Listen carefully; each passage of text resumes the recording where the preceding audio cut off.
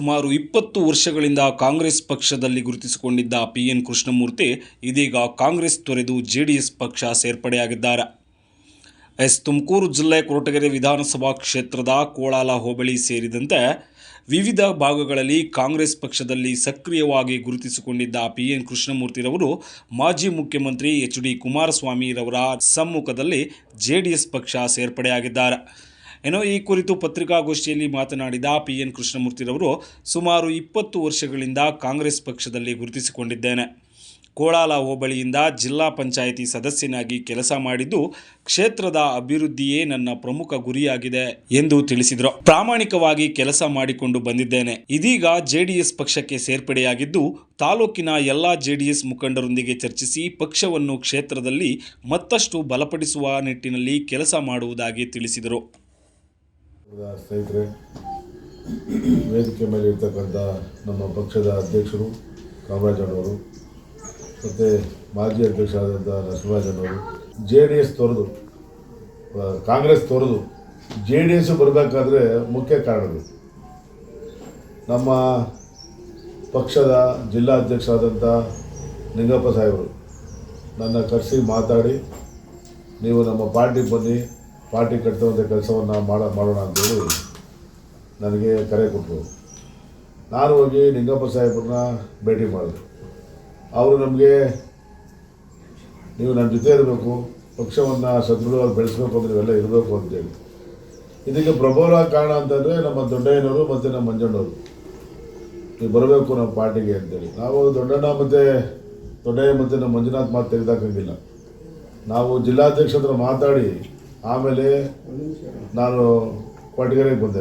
ಕೊರಟಗೆರೆ ಬಂದು ಅಧ್ಯಕ್ಷನ ಭೇಟಿ ಮಾಡಿದೆ. ಏನು ಪ್ರೋಟೋಕಾಲ್ ಇದೆ ಪ್ರೋಟೋಕಾಲ್ ಪ್ರಕಾರ ಬಂದೆ. ನಾನು ಕೊರಟಗೆರೆ ಕ್ಷೇತ್ರದ ಎಲ್ಲ ಮುಖಂಡರುಗಳನ್ನ ಮನೆಗಳಿಗೆ ಹೋಗಿ ಅವ್ರನ್ನೆಲ್ಲ ನಾವು ಭೇಟಿ ಮಾಡೋದು.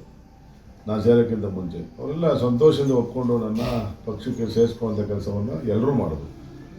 ಹಾಗೆಯೇ ಈ ದೇಶ ಕಂಡಂಥ ನಮ್ಮ ಮಾಜಿ ಪ್ರಧಾನಿಗಳು ನಮ್ಮ ದೇವೇಗೌಡ ಸಾಹೇಬರು, ಅವರು ಭಾಳ ಮನಸ್ಪೂರ್ವಕವಾಗಿಂದ ನನ್ನ ಒಪ್ಪಿ, ನಾನು ಭಾಳ ಹಿಂದೆಯೇ ನನಗೆ ಹೇಳಿದ್ದೆ, ನನ್ನ ಜೊತೆ ಇರು ಅಂತೇಳಿ. ನೀನು ಅನಿವಾರ್ಯ ಬರಲಿಲ್ಲ, ಇವಾಗಾದರೂ ಬಂದಲ್ಲ ನೀನು ಅಂತೇಳಿ ಭಾಳ ಸಂತೋಷಪಟ್ಟರು ಅಪ್ಪಾಜಿಯವರು. ಅದಾದಮೇಲೆ ನಾನು ಕುಮಾರಸ್ವಾಮಿ ಸಾಹೇಬರು ಭೇಟಿ ಮಾಡಿದಾಗ, ಬಾರಪ್ಪ ನೀನು ಯಾವಾಗ ಬಂದರೂ ನಿಮ್ಮ ಬಾಗಿಲು ತಿಳಿದಿದೆ ನಿಮಗೆ ಬಾ ಅಂತ ಹೇಳೋದು. ನನಗೆ ಸಂತೋಷ ಆಯಿತು. ನನಗೆ ಒಂಥರ ನಿಖಿಲ್ ಕುಮಾರಸ್ವಾಮಿಯವರು ಏನು ಪಾದಯಾತ್ರೆ ಮಾಡ್ತಾಯಿದ್ರು, ಎಲ್ಲ ಮುಖಂಡರು ಹೋಗಿದ್ದಾರೆ. ನಾವು ಹೋಗಿ ಪಾದಯಾತ್ರೆಯಲ್ಲಿ ಒಂದು ಸುಮಾರು 8 ಕಿಲೋಮೀಟ್ರು ನಾವು ಪಾದಯಾತ್ರೆ ಮಾಡಿದ್ವು. ಅದಾದಮೇಲೆ ಈ ಪೊಲೀಸರು ಅಡ್ಡಗಟ್ಟಿ ಸ್ವಲ್ಪ ತೊಂದರೆ ಕೊಟ್ಟು ಸ್ಟಾಪ್ ಮಾಡೋದು. ನನಗೇನು ಸಂತೋಷ ಆಗ್ತಿದೆ ಅಂದರೆ, ಕಾಂಗ್ರೆಸ್ ಪಕ್ಷದಲ್ಲಿ 20 ವರ್ಷ ಇದ್ದೆ ನಾನು. ನೀವೆಲ್ಲ ಗೊತ್ತಿದೆ ನಾನು ಏನು ಮಾಡಿದೆ ಅಂತ ಗೊತ್ತಿದೆ. ನಾನು ಯಾವತ್ತೂ ಯಾರ ಹತ್ರ 5 ರೂಪಾಯಿ ಇಸ್ಕೊಂಡಲ್ಲ. ಯಾರೇ ಇರ್ಬೋದು, ಸಿದ್ದರಾಮಯ್ಯ ಆದಿಯಾಗಿ ನನಗೆ ಯಾವುದೋ ಒಂದು ಪೇಪರ್ ಸೈನ್ ಆಗ್ತಾರೆ, ಯಾರು ಹೇಳೋಕ್ಕಾಗೋದಿಲ್ಲ. ಟ್ರಾನ್ಸ್ಫರ್ಗಳಿರ್ಬೋದು, ಮತ್ತೊಂದಿರ್ಬೋದು, ಸಹಾಯ ಇರ್ಬೋದು. ನನ್ನ ಕೈಲಾದಷ್ಟು ಸಹಾಯನ ನಾನು 25 ವರ್ಷದ ಇದು ನಾನು ಕೊರಟಗೆರೆ ಕ್ಷೇತ್ರದಲ್ಲಿ ನನ್ನ ಸಂಬಂಧ 25-30 ವರ್ಷದಿಂದ ಅವತ್ತಿಂದ ಏನಿದ್ದೀನೋ ಇವತ್ತು ಅದೇ ಥರನೇ ಕ್ಷೇತ್ರ ಜನತೆ ಜೊತೆ ನಾನು ಭಾಳ ಬಾಂಧವ್ಯದಿಂದ ಇದ್ದೇನೆ. ಅದರಿಂದ ನನಗೆ ಒಂದು ಸಂತೋಷ ಆಯಿತು. ಕುಮಾರಸ್ವಾಮಿಯವರು ಭಾಳ ವಿಶ್ವಾಸ ಇತ್ತು ನನಗೆ, ನಿಮ್ಮ ಪಾಪ ನನ್ನ ಜೊತೆ ಅಂತ. ಕೊರಟಗೆರೆ ಕ್ಷೇತ್ರವನ್ನು ಸದೃಢವಾಗಿ ಬಲಿಷ್ಠವಾಗಿ ಬೆಳೆಸ್ತಕ್ಕಂಥದ್ದು ನಮ್ಮೆಲ್ಲರೂ ಆಶಯ. ಇದನ್ನು ನಾವು ಮಾಡ್ತಕ್ಕಂಥ ಕೆಲಸವನ್ನು ಮಾಡ್ತೇವೆ. ಇದನ್ನು ಮಾಡಾದ್ಮೇಲೆ ಮುಂದೆ ಬರ್ತಕ್ಕಂಥ ದಿನಗಳಲ್ಲಿ ಎಲ್ಲರೂ ಜೊತೆ ತಗೊಂಡು ನಾವು ಹೋಗ್ತಕ್ಕಂಥ ಕೆಲಸವನ್ನು ಮಾಡ್ತೀವಿ.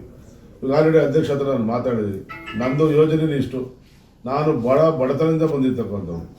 ನಾನು ಇವಾಗ ಆಲ್ರೆಡಿ ಅಧ್ಯಕ್ಷ ಹತ್ರ ಮಾತಾಡಿ, ನಮ್ಮಲ್ಲಿ ಸುಮಾರು ಒಂದು 7,500-8,000 ಜನ ಮಕ್ಕಳಿದ್ದಾರೆ, ಶಾಲಾ ಮಕ್ಕಳು, ಗೌರ್ಮೆಂಟ್ ಸ್ಕೂಲ್ ಮಕ್ಕಳು. ಅವ್ರಿಗೆಲ್ರಿಗೂ ನೀವೆಲ್ಲ ಲಾಸ್ಟ್ ಟೈಮ್ ನಾನು ಮಾತುಗಳಲ್ಲಿ ಪ್ರಾರಂಭ ಮಾಡಿದಾಗ ಹೇಳಿದೆ, ನಾವೆಲ್ಲ ಸ್ಟಾರ್ಟ್ ಮಾಡೋಣ ಅಂತೇಳಿ. ಎಲ್ಲ ಗೌರ್ಮೆಂಟ್ ಸ್ಕೂಲ್ ಮಕ್ಕಳಿಗೆ ಒಂದು ಜೊತೆ ಯೂನಿಫಾರ್ಮು, ಒಂದು ಜೊತೆ ಟ್ರ್ಯಾಕ್ ಶೂಟ್ ಕೊಡ್ತಕ್ಕಂಥ ಕೆಲಸವನ್ನು ಮುಂದೆ ಈ 15ನೇ ತರಗತಿ ಕೊಡಬೇಕು ಅಂತಿದ್ದು. ಮುಂದಿನ ತಿಂಗಳಲ್ಲಿ ಸ್ಟಾರ್ಟ್ ಮಾಡೋಣ, ಫಸ್ಟಿಂದ ಸ್ಟಾರ್ಟ್ ಮಾಡೋಣ ಅಂತೇಳಿ ನಾನು ಎಲ್ಲರಿಗೂ ಈ ಪತ್ರಿಕಾಗೋಷ್ಠಿ ಮುಖಾಂತರ ತಮ್ಮನ್ನೆಲ್ಲರೂ ಆಹ್ವಾನ ಮಾಡ್ತಾರೆ.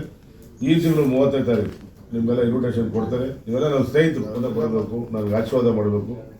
ಮತ್ತು ಬರ್ತಕ್ಕಂಥ ದಿನಗಳಲ್ಲಿ ಅಧ್ಯಕ್ಷರು ಏನು ಹೇಳ್ತಾರೆ, ನಮ್ಮ ಸೀನಿಯರ್ ಮುಖಂಡರು ನರಸಿಂಹರಾಜ್ ಅವರು ಏನು ಹೇಳ್ತಾರೆ, ದೊಡ್ಡಯ್ಯ, ನಮ್ಮ ಲಕ್ಷ್ಮೀ ಸಾರು, ನಮ್ಮ ಮಂಜುನಾಥ್, ಎಲ್ಲ ಮುಖಂಡರುಗಳು ಏನು ಹೇಳ್ತಾರೆ, ಅವ್ರು ದಾರಿಲಿ ಹೋಗ್ತಕ್ಕಂಥ ಕೆಲಸ.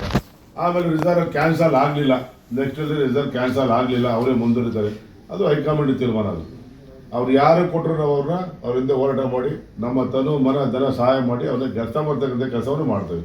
ಇದರಲ್ಲಿ ಯಾವುದೇ ಹಿನ್ನಡೆ ಇಲ್ಲ.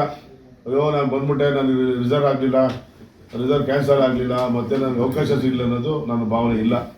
ಪ್ರಾಮಾಣಿಕವಾಗಿ ನಾನೇನು ಹಿಂದೆ ಯಾವ ಥರ ಇದ್ದೆ ಅದೇ ಥರ ಪ್ರಾಮಾಣಿಕವಾಗಿ ಪೊಲಿಟಿಕಲ್ ಕ್ಷೇತ್ರದಲ್ಲಿ JDS ಪಕ್ಷವನ್ನು ಬಲಪಡಿಸಿ ಕುಮಾರಣ್ಣವ್ರಿಗೆ ಶಕ್ತಿ ಕೊಡ್ತಕ್ಕಂಥ ಕೆಲಸವನ್ನು ನಾವೆಲ್ಲ ಒಟ್ಟಿಗೆ ಸೇರಿ ಮಾಡ್ತೀವಿ ಅಂತ ಮಾತುಗಳು ಹೇಳಿ ಈ ಸಂದರ್ಭದಲ್ಲಿ ಹೇಳ್ತೇವೆ.